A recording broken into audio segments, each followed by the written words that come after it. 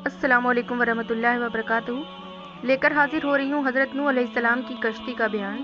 بہت ہی مختصر ویڈیو ہونے والی ہے۔ ویڈیو شروع کرنے سے پہلے آپ تمام لوگوں سے ریکویسٹ ہے کہ ویڈیو کو لائک کریں اور چینل پر نئے ہیں تو ضرور سبسکرائب کریں۔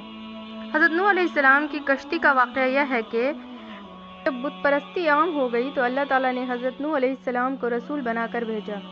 حضرت آدم علیہ السلام کے بعد یہ پہلے نبی ہیں جن کو رسالت عطا کی گئی۔ نوح علیہ السلام دعوت و تبلیغ کے سلسلے میں سخت محنت کرتے تھے۔ دن رات ان کے گھروں اور استعمال میں جا کر ان کو دعوت دیتے، آپ انہیں اعلانیہ اور پوشیدہ دعوت دیتے تھے۔ آدم علیہ السلام کے بعد 1000 سال تک توحید پر قائم رہنے کے بعد ان لوگوں میں بت پرستی اس طرح شروع ہوئی کہ ان برے لوگوں میں بعض نیک لوگ بھی تھے۔ یہ برے لوگ ان نیک لوگوں میں سے بہت محبت کرتے تھے اور ان سے تقرب حاصل کرتے تھے، ان کے شان میں بہت ورغلاہٹ کرتے تھے، جیسا کہ آج کل بعض لوگ علماء اور صالحین میں مدرسین میں زمین و آسمان کے قلابے ملاتے ہیں۔ یہی چیز بعد میں شرک کا ذریعہ بنی۔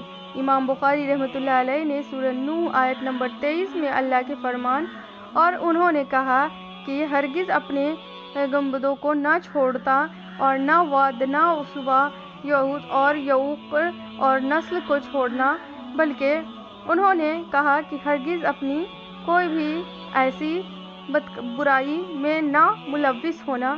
فرماتے ہیں کہ یہ حضرت نوح علیہ السلام کی قوم کے بعض نیک آدمیوں کے نام ہیں۔ جب وہ فوت ہو گئے تو شیطان نے ان کی قوم کے دل میں یہ بات ڈال دیا کہ جہاں وہ لوگ بیٹھا کرتے تھے وہاں ان کے بت بنا کر رکھ دو اور ان کو وہی نام دو جو ان بزرگوں کے تھے۔ انہوں نے ایسا ہی کیا اور پتھر کے بت بنا کر ان کے نام ان بزرگوں والے رکھ دیے۔ اس وقت تو بتوں کی پوجا نہ ہوئی، لیکن جب یہ لوگ فوت ہو گئے اور علم مٹ گیا تب ان کی پوجا ہونے لگی۔ حضرت نوح علیہ السلام کا نسب کچھ یوں ہے: نوح بن لغیق بن مطلع بن ادریس۔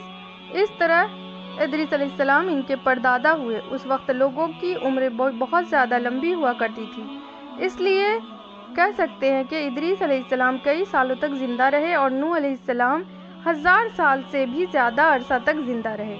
عمر لمبی ہونے کی وجہ سے ادریس علیہ السلام اور نوح علیہ السلام کے درمیان کافی مدت بنتی ہے، اور اسی مدت کے دوران کفر اور شرک نے زور پکڑا۔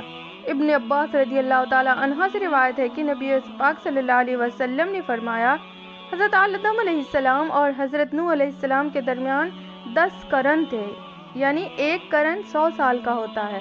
آدم علیہ السلام کے 1000 سال بعد تک لوگ توحید پر قائم رہے، پھر آہستہ آہستہ شیطان نے انہیں شرک کے راستے پر ڈال دیا، شرک عام ہو گیا، ایک اللہ کی عبادت بالکل ختم ہو کر رہ گئی۔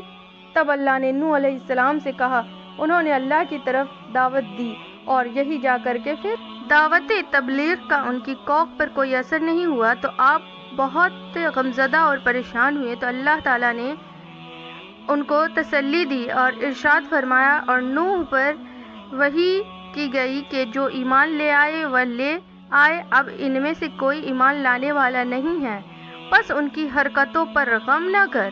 اور سورۃ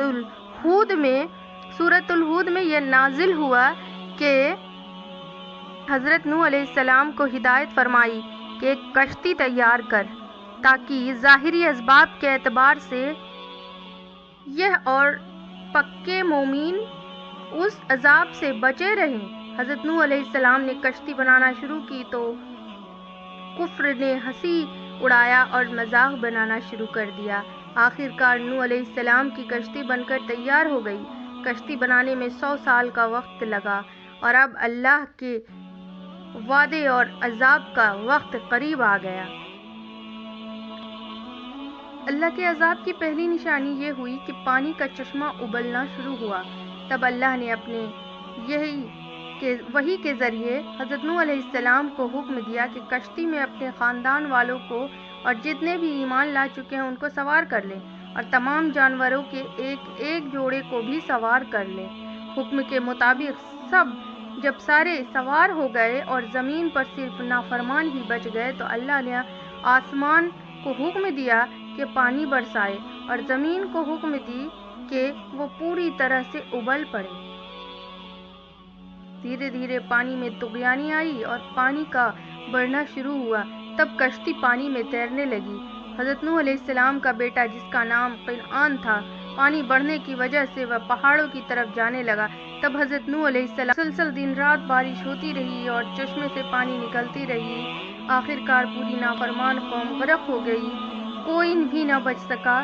بعض روایت میں ہے کہ نوح علیہ السلام کی کشتی 6 مہینے پانی پر رہی، اور بعض روایت سے معلوم ہوتا ہے کہ 10 محرم کو نوح علیہ السلام کی کشتی سے نیچے پہاڑی پر ٹھہر گئی۔ حضرت نوح علیہ السلام کشتی پہ سوار کشتی سے باہر نکلے، اس وقت اولاد آدم میں سے کوئی بھی زندہ نہیں بچا سوائے ان لوگوں کے جو کشتی پر سوار تھے۔ تو دوستو، یہ معجزہ حضرت نوح علیہ السلام کے اوپر ہوئی، اور یہ کشتی کا سلسلہ اسی پر مبنی ہے۔